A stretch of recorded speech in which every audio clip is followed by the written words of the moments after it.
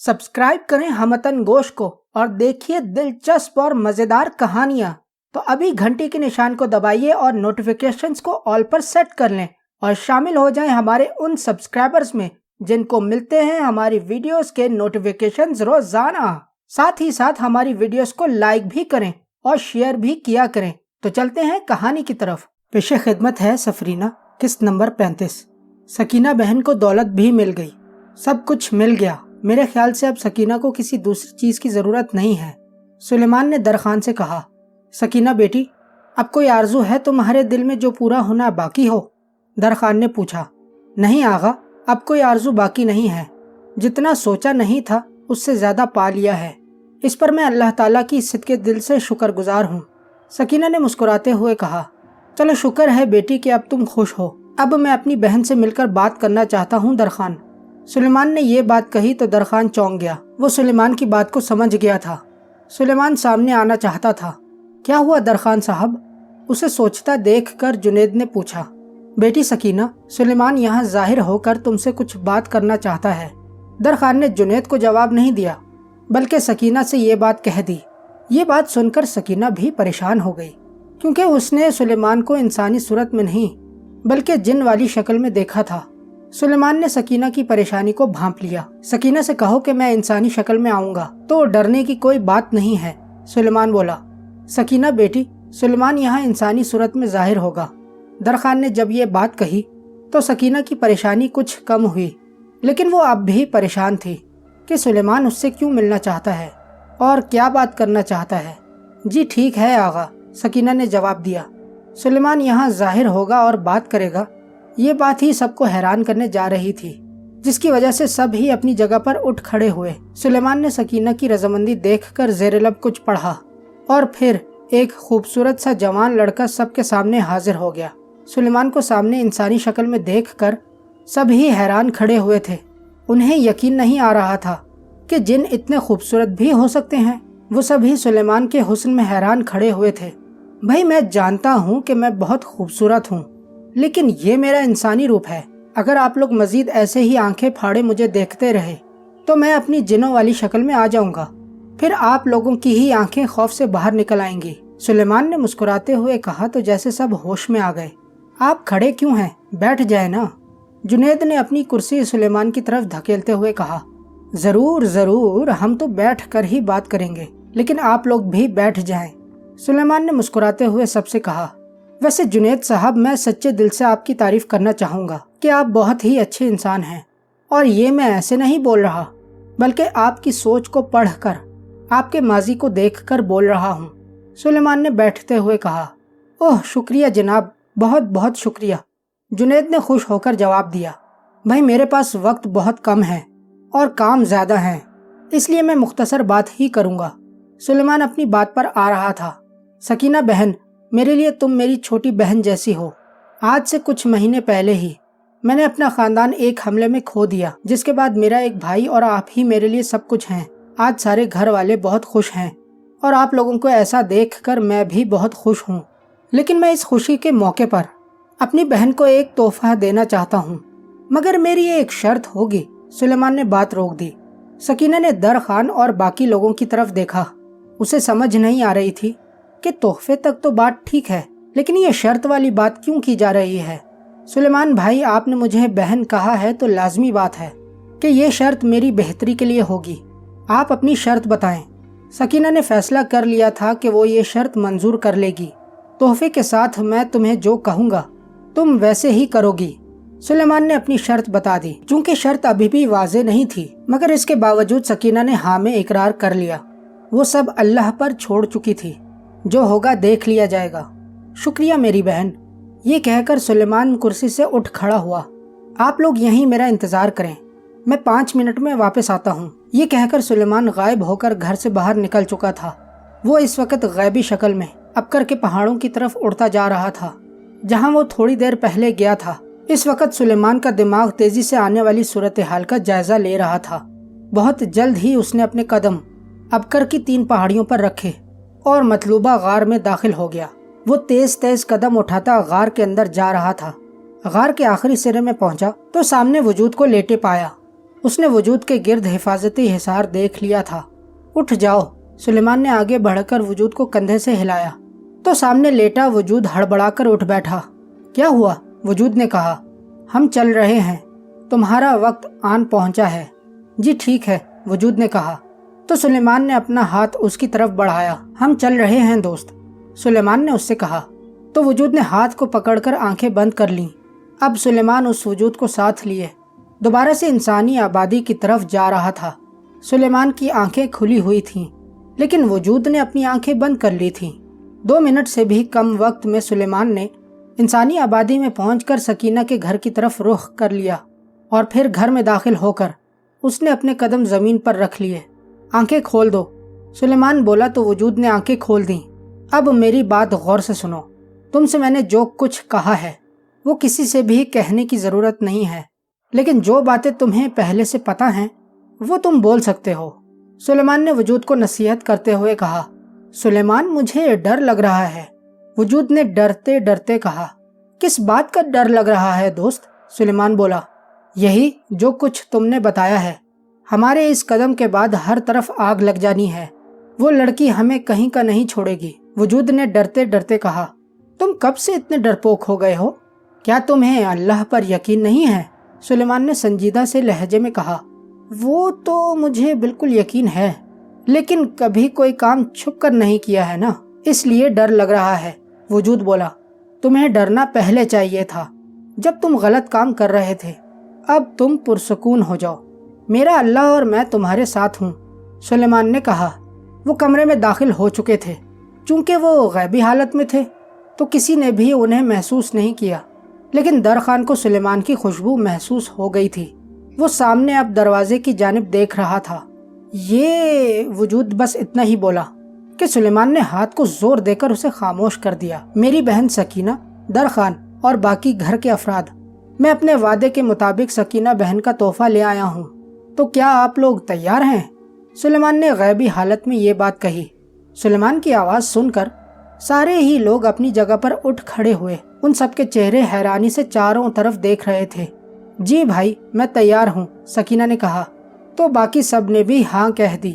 सुलेमान ने अपने गिर्द गैबी हिसार ख़त्म कर दिया और 2 इंसान कमरे में जाहिर हो गए।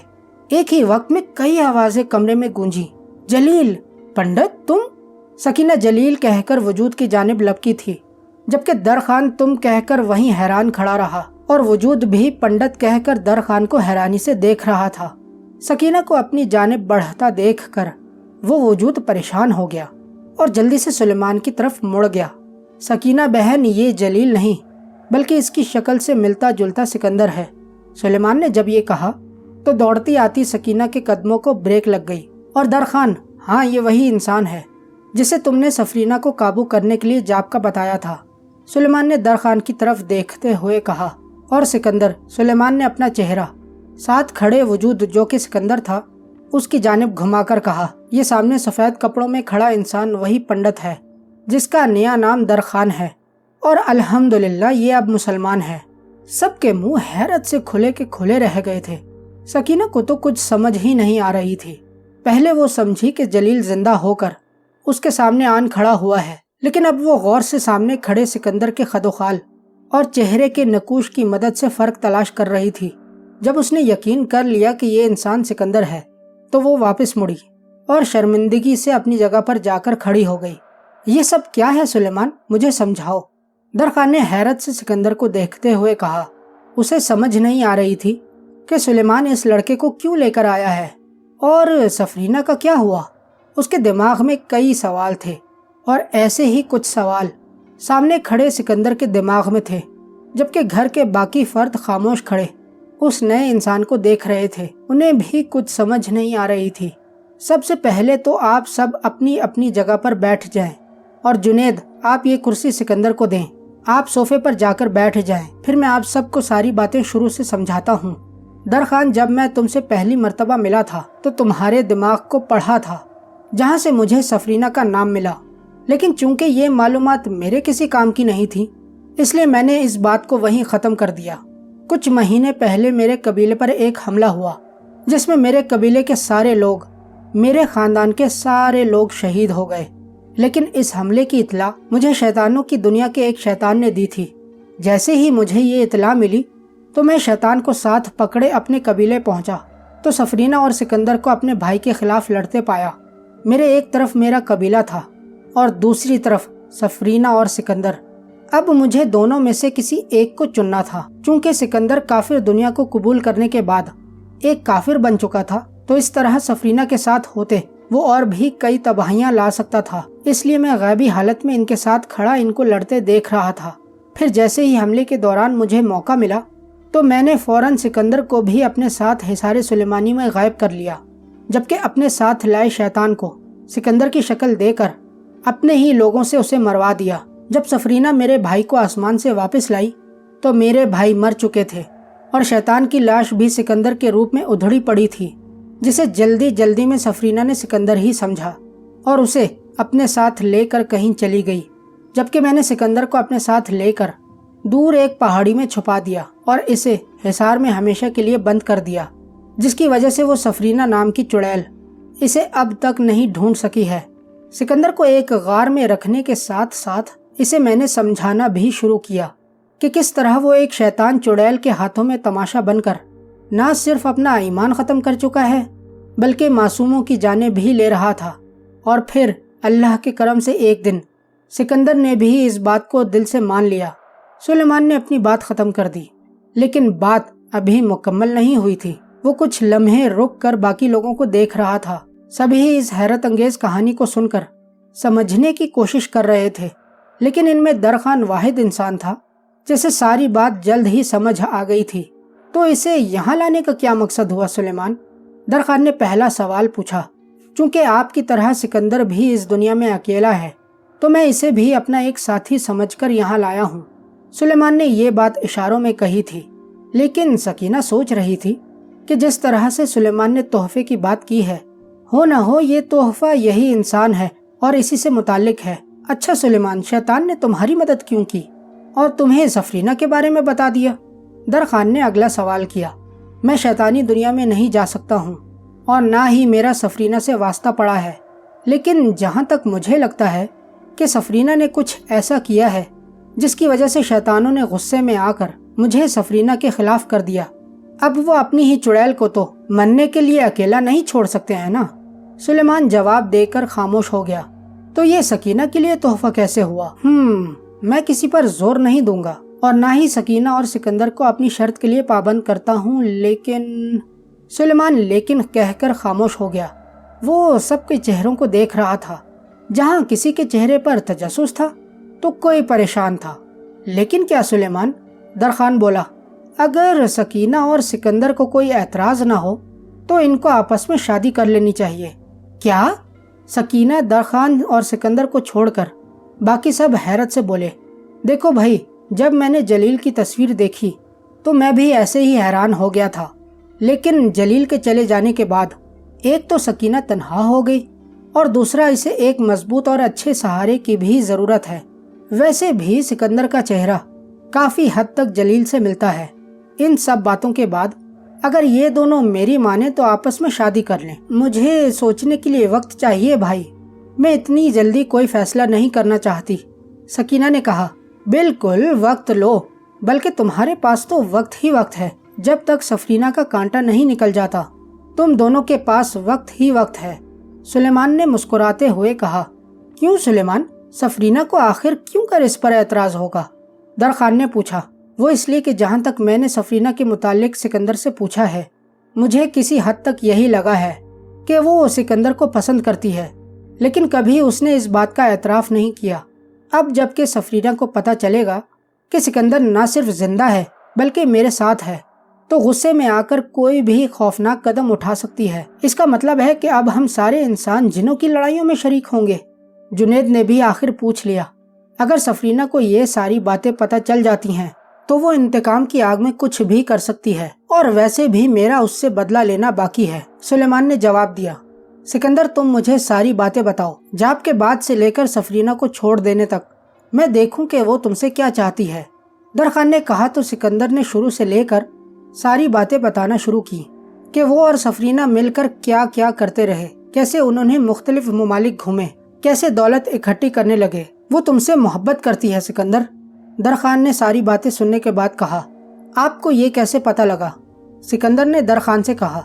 क्योंकि ये बात सफरीना की फितरत में है कि वो किसी का गुलाम रहना पसंद नहीं करती। अगर वो किसी का गुलाम बन भी जाए तो जल्द ही उसे मौत के घाट उतार देती है। लेकिन तुम्हारी बातों से लगता है कि वो तुमसे मोहब्बत करती है, इसलिए ना सिर्फ उसने तुम्हें जिंदा छोड़ रखा था बल्कि तुम्हारे साथ घूमती फिरती भी रही। सिकंदर ने कुछ न कहा।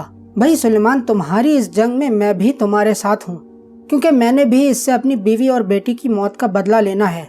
जबरदस्त दरखान, सुलेमान ने मुस्कुराते हुए कहा। लेकिन सुलेमान, तुमने मुझे ये सारी बातें पहले क्यों नहीं बताई और अब क्यों बता रहे हो? क्योंकि मैं भी उस वक्त तक ये बातें नहीं जानता था। तुम्हारे दिमाग में सिर्फ नाम थे जिनमें से सफरीना का जिक्र ज्यादा आता था। लेकिन सिकंदर और सफरीना को देखने के बाद आहिस्ता आहिस्ता मुझे रास्ता मिलता गया, और जब मैंने जलील की तस्वीर देखी तो सारा मंसूबा बना लिया।